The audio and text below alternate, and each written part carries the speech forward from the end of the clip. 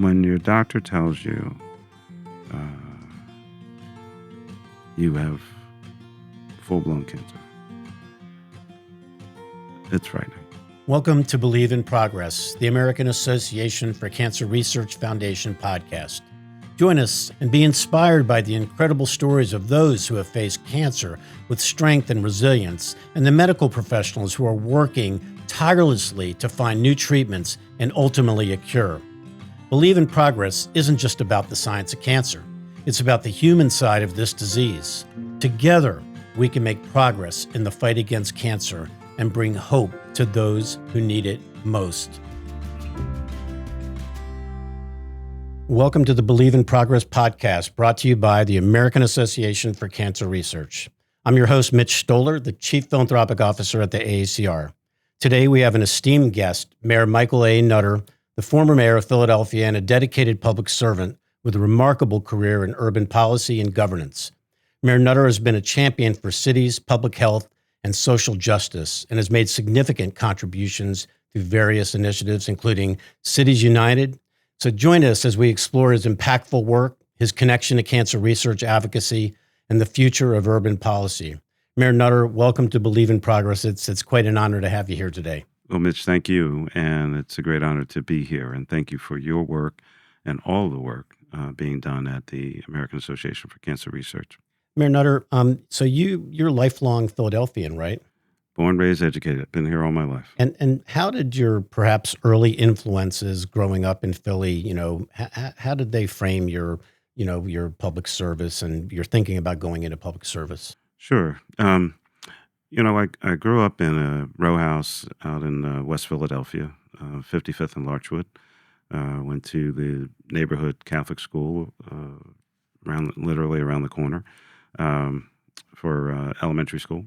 And then St. Joe's Prep for high school, 17th and Girard, and the University of Pennsylvania for college. Two parents, a younger sister, and my grandmother, my mom's mom. 5 of us in the house. I would describe the neighborhood at the time as probably middle class, right? So everybody's working, but I think most don't have a whole lot of money. When my family moved on the block, we were the third Black family to move on that street. And I think by the time I was around 10 and maybe really kind of paying attention to different things, there were maybe 3 or 4 white families left. So pretty significant turnover during that time. This is also, when I was in first grade, President Kennedy was killed.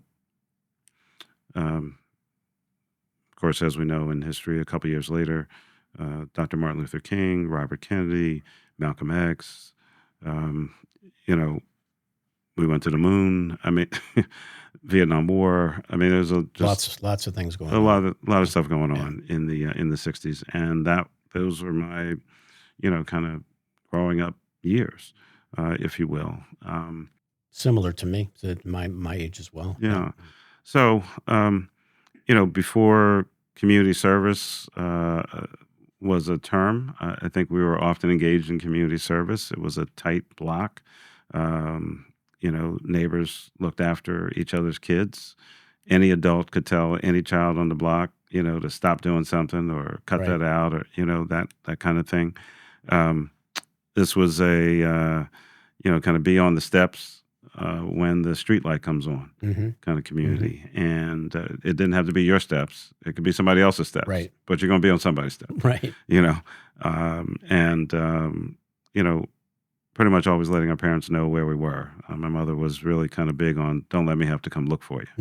Mm-hmm. A little later. Or else, right? Right. Yeah. Well, she didn't have to finish the sentence. My mom was 4'11", but in my life, much larger. I'm sure. Than that. They taught us, my sister and I, treat people with decency and respect, be kind, always speak when you see someone on the street, especially an adult. You couldn't get away with a whole lot because whatever it was going to be told Mm-hmm. by some other adult to your parents, and that was kind of it. Um, every Saturday, which is kind of gets closer to the question you asked. Every Saturday, all the kids are out.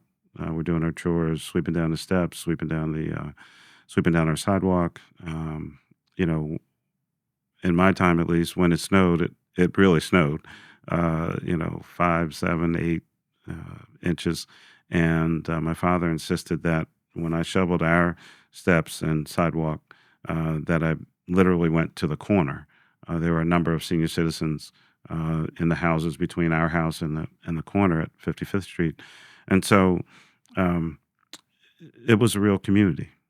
And so I think I brought that mindset, the Jesuit education in high school. Again, the Jesuits believing that you are supposed to be a man for others Mm-hmm. and looking after other people. And so, that's really kind of the beginning. Real sense of community and neighborhood, right? Total community. Politics was not where I was going. Mm-hmm. Didn't know anything about it. Not the family business. Paid Mm-hmm. attention. Right. City, world events Mm-hmm. Why Penn? make you Why'd you go focus. to Penn? Well, I hadn't. I was not originally planning to go to Penn. I wanted to go, quote unquote, away to school. So I applied to Penn State, University of Pittsburgh, and Carnegie Mellon. Okay. If you grew up at 55th and Larchwood, those are away. Right. Those are Right. far I get away it. places, right? Yep. So I went on a site visit to Penn State. It snowed the entire weekend, and I said to myself, I could get this in Philly. So so I actually applied to Penn somewhat late in the process, but I said if I got in, obviously I should go. Great school. I originally wanted to be a doctor, and I went to Penn pre-med. I was a biomedical engineering major. Chemistry 3, which is the first semester chemistry course. Chemistry 3 changed my life, and pointed me in another direction because it was clear. You weren't going down that path. No, I was on the path of getting an F. Why were you interested in med? I'm wanting to become a doctor. Yeah, it's back to wanting to help people. Okay. I worked in a pharmacy, Mm-hmm. the neighborhood pharmacy at the corner of 56 and Larchwood. The Sneidman family. Mm-hmm. They were one of the families that stayed. It was a classic, corner store. I mean, corner property was the pharmacy, Mm-hmm. and then the family lived upstairs. The dad, the older Sneidman, was a pharmacist, and his son was a pharmacist as well. They went to, at the time, Philadelphia College of Pharmacy and Science. Right. Out Which is in university. Southwest. Mm-hmm. Yeah. And so to get a job there was a big deal. I worked there 6 years, from 8th grade through my freshman year in college. And so that experience started me, thinking about medicine. I saw what the family did and how they interacted with people. Again, issues of medicine, healthcare, and the like, but also community. Mm-hmm. Again, Mm-hmm. there were so many times I would see Dr. Sneidman, the father. Someone might not have enough money to pay for their whole thing, and he was like, just take it. We'll deal with that next time. Nice. And I witnessed that so many Wow. times. Fighting for people to have the health care that they needed to get their medicine, those kinds of things, way before. Refreshing thought. Yeah, way before ACA and Right. and even the big drugstores. This was a single store, single owner, family business, and I saw medicine and community service in action. So that was the inspiration behind wanting to be a doctor. Like I said, chemistry course changed my course. Right. So but I always had an interest in business and entrepreneurism, and so I switched majors. Eventually, entrepreneurial management, and eventually transferred from the engineering school where I'd been admitted, ultimately to the Wharton School, Right. and finished up my time there. I see. And then when you graduated, did you go initially go into politics, or did you go off and No, got a corporate job? still wasn't. I still was not thinking about Okay. politics at all. Um, I was well when I was in college. After our freshman year, my best friend from high school, and fortunately I have two, both from the prep. Um, but one of them, his dad owned some bars and a club, um, in mostly in North Philadelphia, and I became very close with the family. It's Robert Bynum, who's an entrepreneur in the city, owns restaurant south up on North Broad Street, and has had other restaurants in the past. But anyway, um, we've been best friends since freshman year of high school, and his dad opened the first black-owned discotheque in the city. Some of the listeners might have to Google that, what a discotheque is. But Right. we started working there. It opened in the summer of '76, and that was the summer between our freshman and sophomore year. So I was working at the club, graduated from college, continued to work at the club, but then took my first corporate kind of job at Xerox at 17th and Market. So I was working Xerox in the daytime and the nightclub at night. You can do that kind of stuff when you're 22, 23 Right, of years course. old, right? Right. I'm burning that candle, very, very long. And I stayed at Xerox 21 months, and decided that since they did not see that I'm saying that hopefully your listeners can see this is a major tongue-in-cheek kind of comment, but since Xerox could not see the future brilliance, I decided to quit my job, and I thought I should have been like a senior vice president by that point, uh, which of course would be absurd.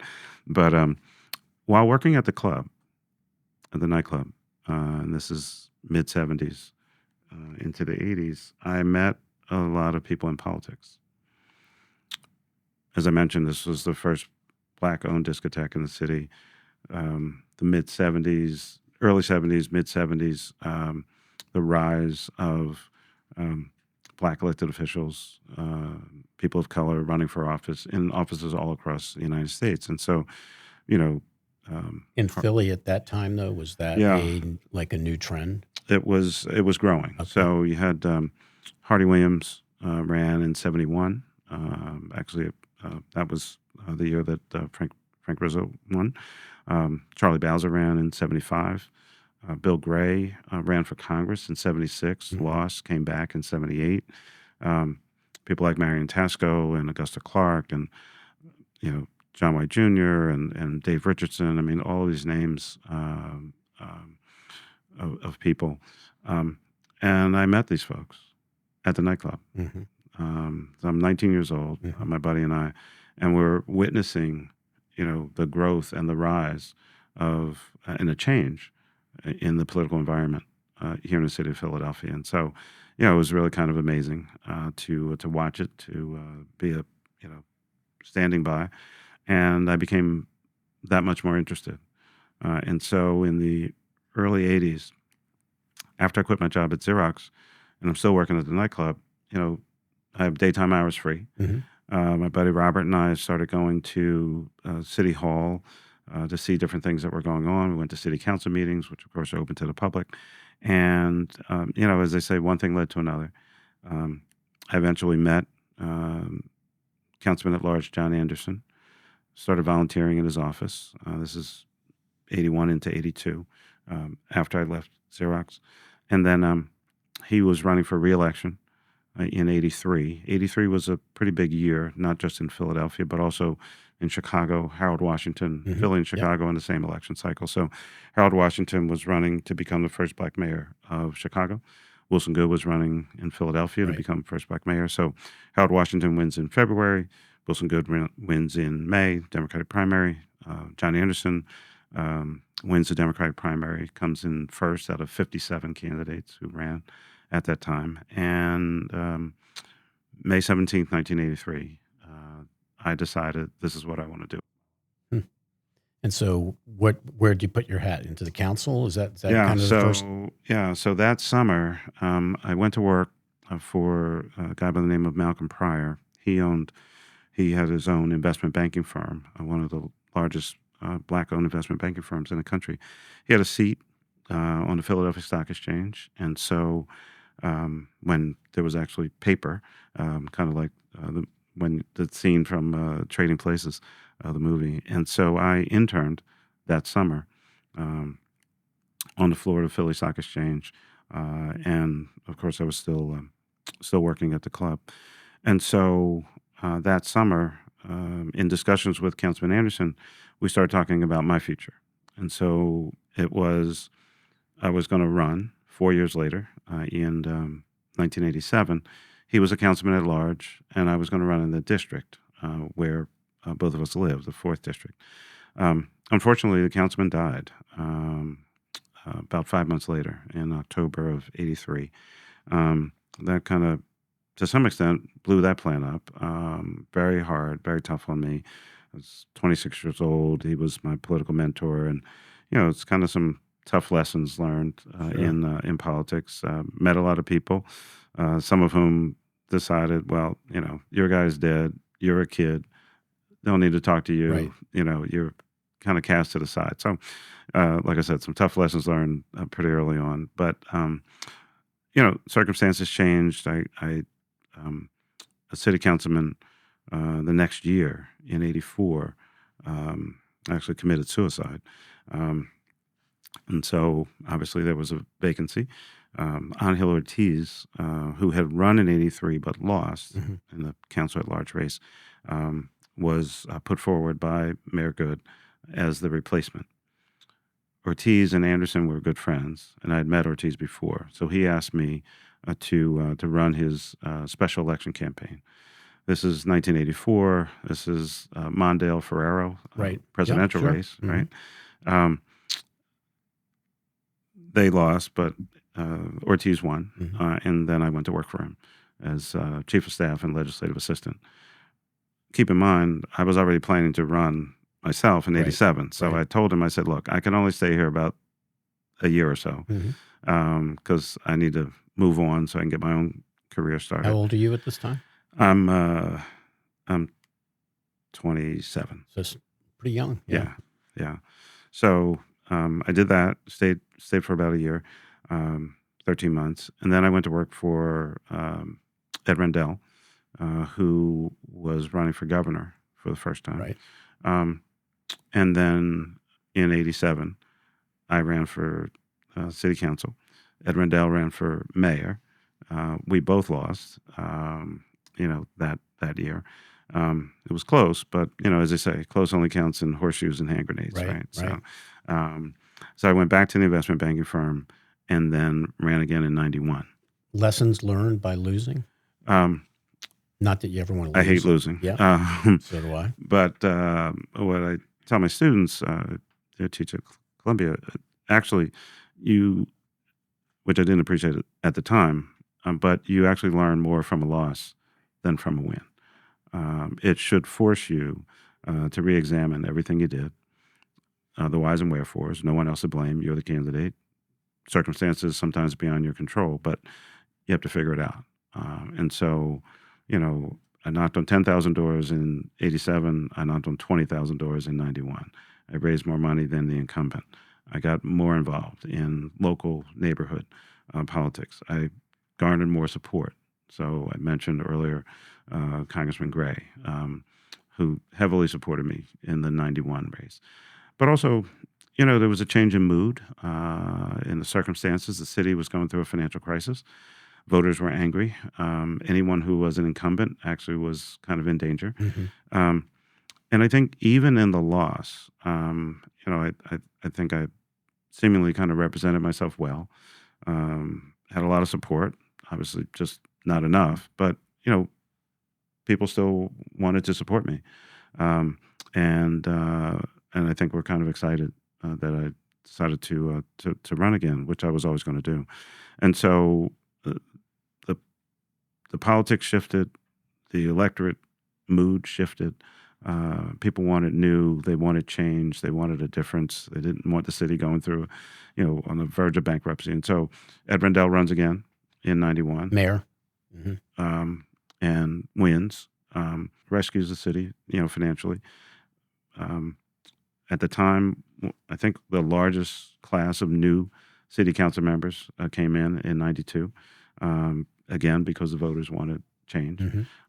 And so it was a great time of learning. I was an active city council person, and one of the things that I worked on that I'm most proud of is the citywide smoking ban. Um, I worked on that for 6 years. Um, it was tough. It was a fight. It was brutal. Probably a Uh, big lobby against it, right? Massive. Yeah, yeah, yeah. Big tobacco. They call them big tobacco for a reason. They're big. Yeah. They spend a lot of money. Also spread a lot of lies. And talk about cancer issues too, right? Smoking, tobacco. Sure. I mean, Yeah. did that Well, come up, by the way, in this oh, fight? it was the whole thing. It was Okay. the centerpiece of the campaign because it was after they had lied for decades that smoking didn't kill you. Um, then the new thing was, well, there's nothing wrong with secondhand smoke, right? Right. So, like, think about that. So I'm not smoking, but you're smoking. You blow it out of your mouth Right, and I'll or be okay. nose, right? And I'm Right. going to be fine, right? Right. This sounds really crazy, but they're on an airplane, right? They used to pull the curtain, Right. and that was somehow separating Right. the smoke from the Right. clean air on an Yeah. airplane, Right. right? No smoking section Right. in a restaurant, Right. right? As if the smoke knows to stay, right? So, and I mean, they were absolutely lying. And when there was a big tobacco settlement case, and I think like millions of documents were released publicly, and we found, I mean, I read a lot of stuff, but one of the things I found was basically, I don't want to use a legal term, but certainly some level of coordination between actually the tobacco industry and the liquor industry. Hmm. Because what the big tobacco, the big lie was not only is secondhand smoke not bad, but that they cranked up the liquor industry, bars and restaurants, saying that they were going to lose money. Workers were going to lose tips, that, people like to drink and smoke, which generally is true for some, but they also stay longer, Hmm. right? They're enjoying themselves, so bigger tips for the workers. And I mean, they mounted this massive campaign that that bars and restaurants were going to close, people were going to lose their jobs, Like puppies might be TV thrown off a TV bridge. ads and things like that, Bridges, or no, all no? localized Okay. mostly. Hmm. Yeah, yeah. I mean, again, this is back in 2000. Yeah. So, there was no real social media or anything Right. like that. Maybe some blogging or something like that. But that was early days. And I mean, they just kept at it. Fortunately, places like New York, the city, New Jersey, and a number of other jurisdictions were passing these laws. And so, I mean, it wasn't completely wild and bizarre. Um, the key for us here in Philadelphia, actually, I never brought the bill to a vote because I didn't have the votes and I didn't want big tobacco to win. Right. But later on, we switched tactics. Um, Initially, we primarily just talked about the health side. Later on, I switched tactics and we talked about clean indoor air, worker protection law, and made it about bar and restaurant and other workers, that people should not have to risk their lives to hold down their job. That when they're in that environment, when you and I go to a restaurant, maybe we're there for an hour and 15 minutes, maybe an hour and a half, Hmm. really good meal, right? Hmm. And then we leave. Right. They're there, sucking in all of that tobacco particulate for 8, 9, 10 hours a day. It's in your clothes, it's in your hair, it's in your skin. Then you go home, to your kids. We have significant asthma issues, for instance, one of many healthcare challenges, health disparities in Philadelphia. And so the workers actually started speaking up on the issue. And not all the restaurateurs were opposed. They were nervous, and I understood that. But a few of them, one in particular, Ellen Yin, uh, Fork and Mm. A Bar and um, some of her other places, she was willing to have a conversation. And I think in that community, really kind of went out on a limb to express, acknowledgement and some level of support. Um, and then my colleagues on city council, and I mean, there was tremendous pressure coming down from bar and restaurant community, and certainly big tobacco in the background. But eventually supported the legislation. That was in 2006, and then about which was like last session of city council that June that summer, and then about 2 weeks later, I resigned my seat in city council to get ready to run for mayor. And when was the mayoral election? Mayor was the next year. Okay.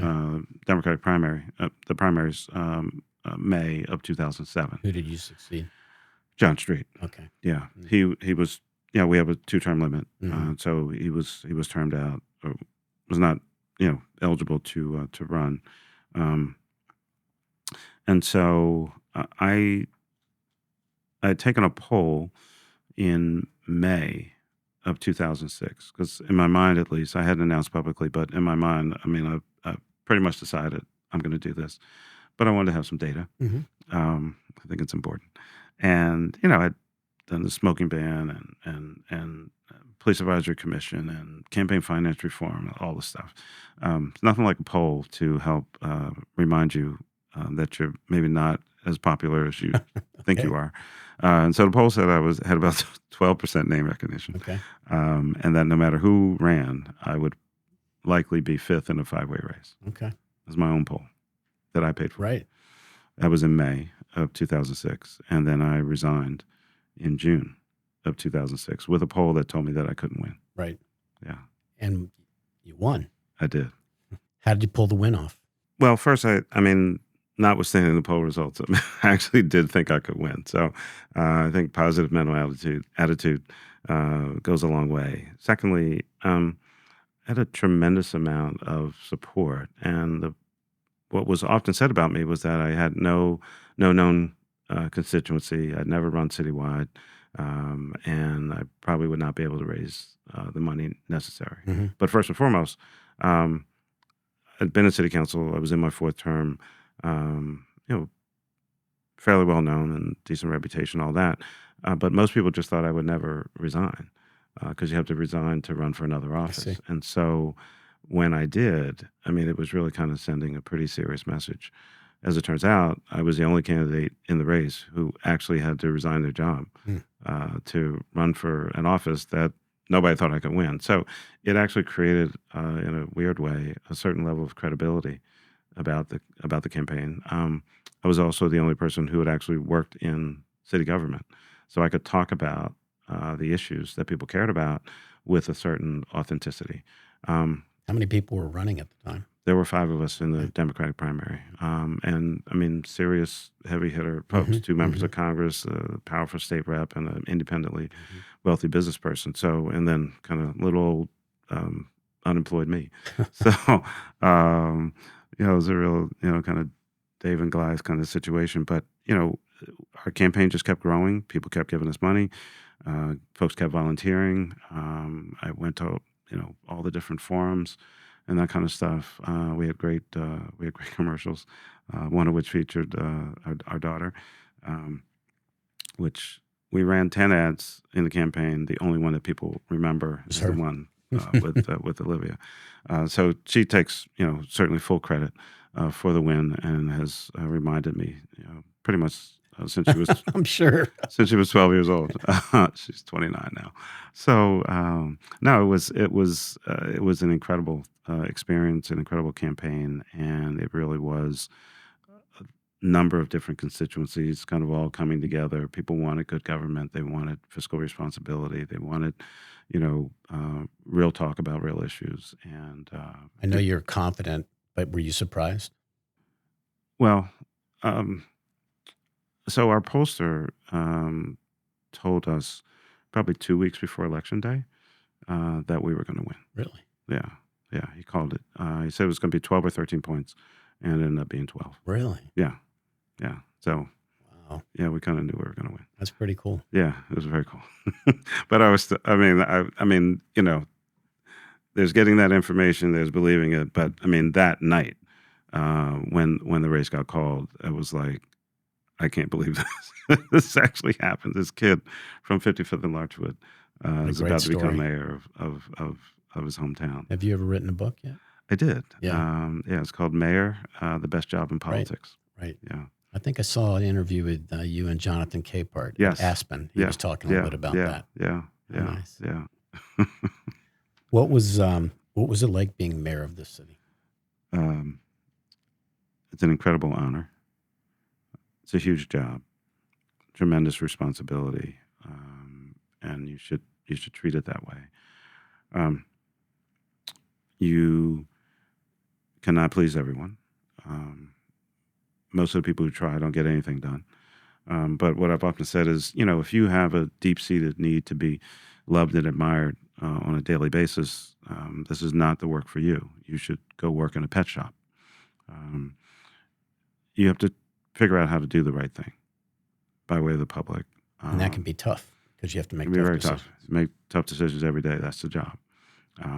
So again, don't go into it lightly. Everyone's not going to be thrilled with everything you do,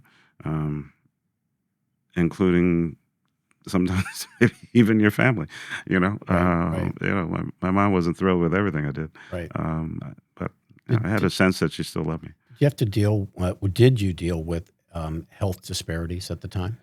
Yeah. I'm thinking more of cancer health disparities and the issues around that today, but Yeah. back then. Well, I touched on, we had, and may still to some extent, asthma, respiratory issues, obese and overweight conditions, significant amount of disparities in a city that is the premier city for healthcare, Right. and healthcare institutions and research, et cetera, et cetera. So there's a bit of a gap or disconnect between the level of care available and the level of care that people get. Right. Right? And so we, in the midst of, we had the recession during my first term, but great leadership over on the health side. Dr. Don Schwartz focused on obese and overweight conditions, focused on numerous healthcare disparity issues, led out in the open and in residential environments. And so everyone knew what I wanted. I wanted the citizens to be safe. I wanted them to be healthy. I wanted people to prosper. I want folks to have jobs. I want kids and those who are young at heart to have a great educational opportunity. And so you take on these challenges with, you have to have integrity and transparency. Explain to the public why you're doing what you're doing. Acknowledge that you could actually be wrong. That does happen, and that you don't have a franchise on great ideas. Many of the things that we did when I was in office as mayor, or even as in city council, were ideas, suggestions, thoughts that came from the public, and so you need that partnership. Mm-hmm. I often said, we certainly don't have all the answers, and some days we don't even know all the questions. Mm-hmm. And so tell us. Mm-hmm. If somebody has a better idea, I want to do that idea. Right. So don't get stuck on your own stuff. Don't fall in love with the sound of your voice and the things that you've written down on paper. You miss it? I miss my people. I had a great team. It's really a family. I still stay in touch with many, many, many of the folks that I worked with at the time. You go into it knowing the first time you win, you get 1,461 days. And if you're lucky, you get 2,922. The moment you put your hand on the Bible and raise your hand and take the oath, the clock is ticking. toward a day that you're going to leave. And so I liken it to, not that I've ever run one, but I've seen it. I liken it to a relay race. You start with the baton, you run your leg, and you hand it off, and you run off the track. Just run the best leg that you can. Right. Very interesting. Can we talk a little bit about your cancer journey? Sure. Could you just chat with us a little bit about like the initial diagnosis and Sure. and how you felt about it and Yeah. things like that? So, I've had a great I've had a great urologist. My other best friend is actually my general practitioner. That's a good thing. Yeah, comes in really handy. But I've had a great urologist, Larry Belkoff, and when I turned 50, both doctors were suggesting, it's time to, get a PSA. Yeah. I, not exactly sure. It seems like a long time ago. Not exactly sure I even knew what it was, but read about it. Okay, blood test, digital exam, did it. Nothing to it, and in those early on days, no issues at all. I tried pretty much successfully, I think. Every summer while I was in office, I would kind of do the full array of, eye doctor, ear, nose, and throat, urologist, dentist, just kind of knock them all out in the course of the summer. So I think for the most part, I pretty much had annual PSA tests. Later in my time, toward the tail end of my second term, we started seeing some movement, upward movement in my PSA number. Not alarming, but movement. And so that's when he explained to me about, I think it's called active surveillance. And so we actively surveilled for a number of years. And the movement was not significant, but there was movement. After I left office, now trying to figure out, kind of the next chapter, probably not as diligent as I should have been. And I would, kind of periodically saw more movement, and I know he was getting concerned, but he said, let's just keep an eye on it. Then kind of fell off schedule again.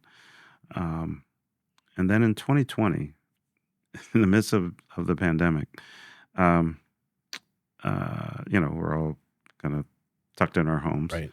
And one day, so my wife was, she had kind of commandeered the first floor. I'm up in the office on the second floor. That's how, it's how everybody's working, stuck in the house. Remember it well. The whole thing, right? So this one particular day, it's a Friday, September 11th. I wasn't feeling well, and felt like I had like some indigestion. I knew I had a big meal the night before. Felt a little tired, and I had a break in Zoom calls. I'm upstairs again. She's downstairs, and I just decided I'm going to lay down a little bit, just kind of get myself together. Well, she happened to come upstairs. I'll spare your audience what she actually said, but it can be a version. She's like, "What are you doing? Like, it's 1:00 in the afternoon. Right. Why the hell are you in bed?" Right. I said, "Well, I kind of don't feel well.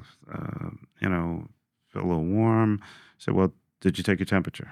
Well, I don't know. I don't know where the thermometer is. Classic, Right. male response. So she's getting a little agitated. We get the thermometer. My temperature's up. I don't feel well. Got a little pain, and the instant thought is that I have COVID. Right.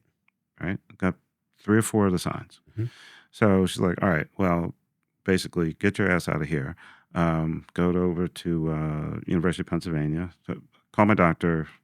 What's the advice? Because I think we didn't have tests yet. And so he said, well, go to the emergency room, tell them your symptoms. They'll do a test there. I go to the emergency room.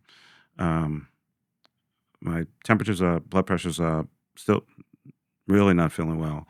And they do the test. They come back. I don't have COVID. Negative. I'm like, great. And they're like, well, but you got all this other stuff going on. Right. So, not so fast, buddy. Yeah. Next thing was blood work and a CAT scan. They came back.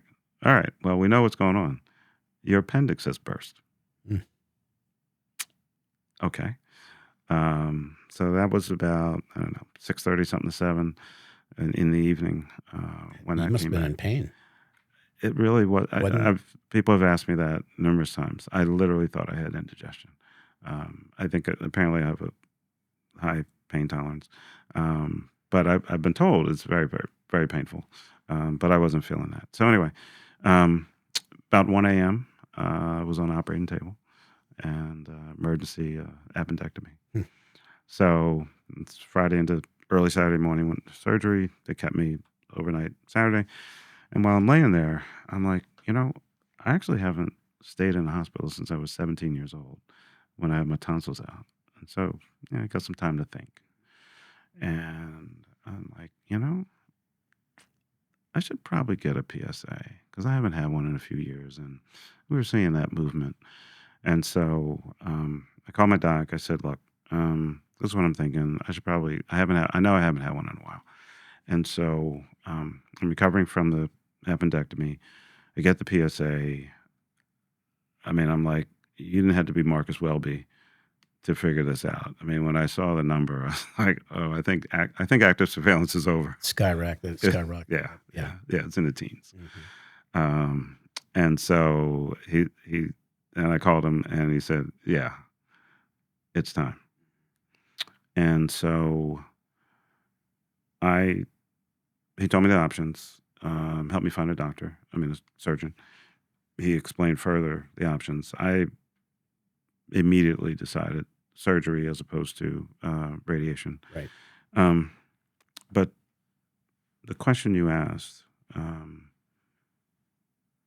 when your doctor tells you you have full-blown cancer, it's frightening. A lot of thoughts start going through your mind. A lot of fear, doubt, second guessing yourself, decisions made or not made, and kind of the realization that I probably should have dealt with this a while back. Second guessing that you should have had your test done earlier. Yes. Yeah. Not even second guessing. I mean, it's like it's what just it's the reality, right? Yeah. And so that was in late October, early November.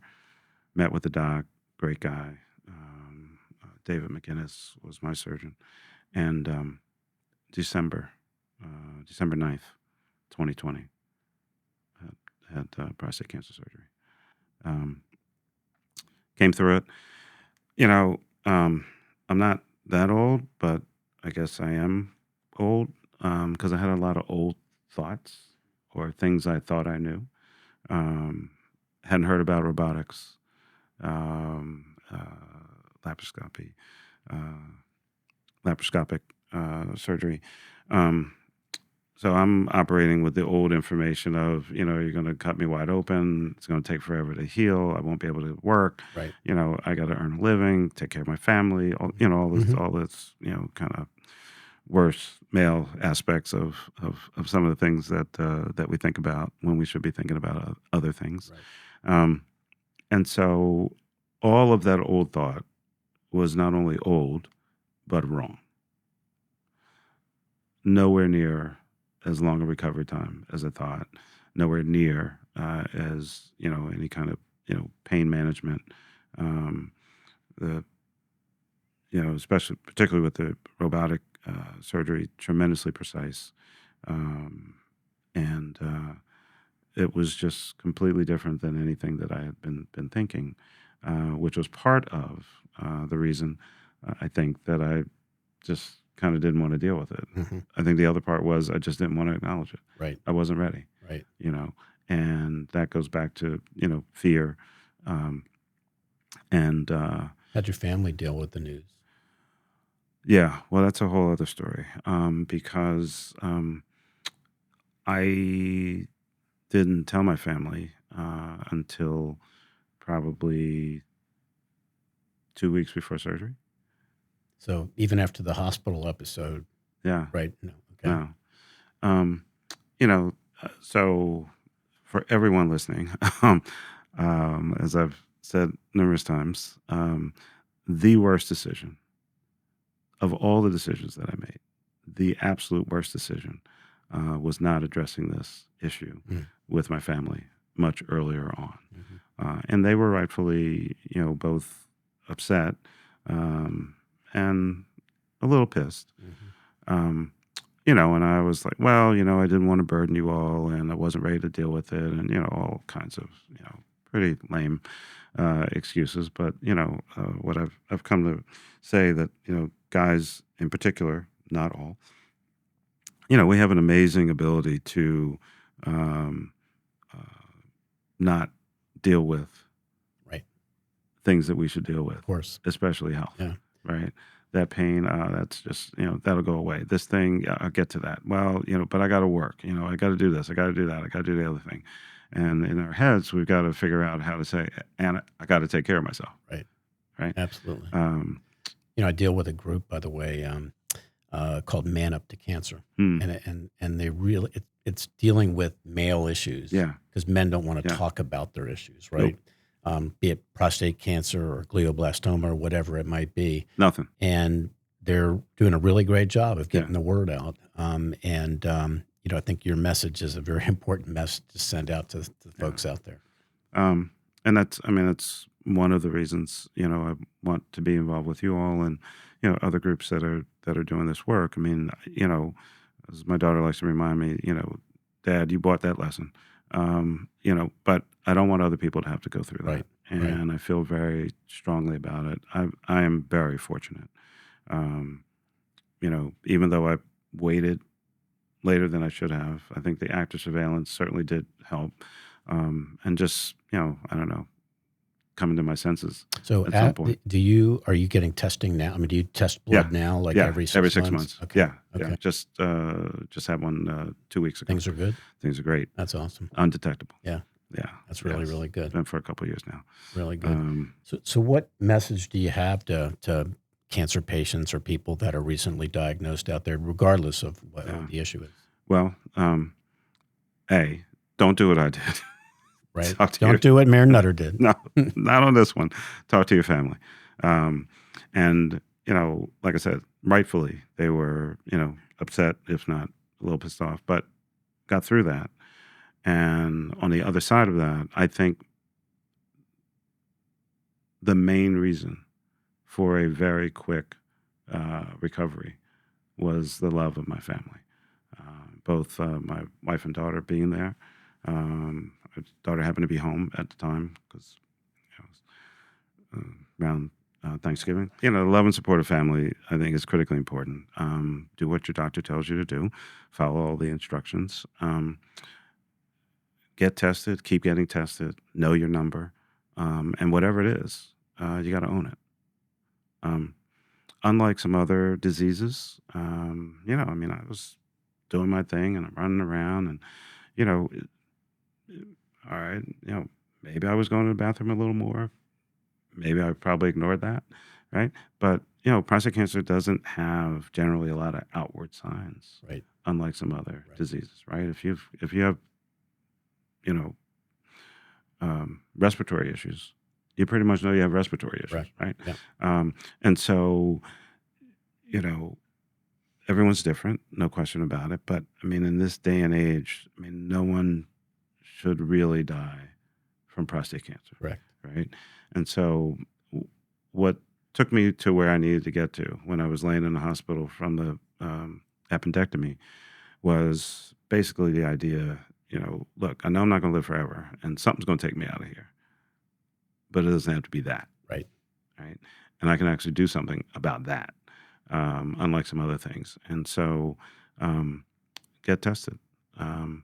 Black men in particular, higher prevalence Much higher incidence. of prostate cancer in African-American men, but also caught early, better health outcomes Right. for African-American men. So I try to get that message out as much as possible. If you have family history, I think probably no later than 45. If you have close relative, especially if you're a person of color, probably start getting tested at 40. No matter who you are, no matter what's going on, minimum at 50. Right. And then, unless your doctor tells you otherwise, just kind of once a year. Right. Look, I think for a lot of guys, the actual PSA tests, that's just blood work. I think many of us struggle with the digital exam aspect. Takes maybe about a second. And so I like to remind guys that, you're worried about that. Do you know what a woman has to go through to get a pap smear? Right? The syrups, the cold instruments, like serious pain, right? And you're worried about a thing that takes a second, right? If you care about yourself, if you care about your family, if you want to be around for birthdays and holidays and do a whole bunch of other stuff, get tested, take care of yourself, know your number, and keep it moving. Well, Mayor Nutter, can't thank you enough for giving us a few minutes today. And by the way, folks, Mayor Nutter has been supporting the AACR. We're actually going to honor Mayor Nutter on October 27th here in Philadelphia with our Party with a Purpose event. We're very excited about that. But more importantly, thanks for getting the message out and the word out. That's critically important. Education is really, and prevention is really an important issue. Great honor for me to meet you today, and thank you for everything you've done for the city and for the country. Really fantastic. Thank you and the audience. But this great organization, American Association for Cancer Research, you're going to save lives and make a difference in the quality of life that people have. So I'm honored to just be a small part of this. Thank you so much, sir. Thank you. Thank you, Mayor Michael Nutter, for sharing your invaluable insights and the impactful work you have done throughout your career. For our listeners, today's conversation underscores the importance of leadership, innovation, and dedication in driving progress in urban policy and public health, and highlights the critical role that advocacy plays in advancing cancer research. For more information about the initiatives discussed and how you can support the advancement of cancer research, please check our show notes for more information.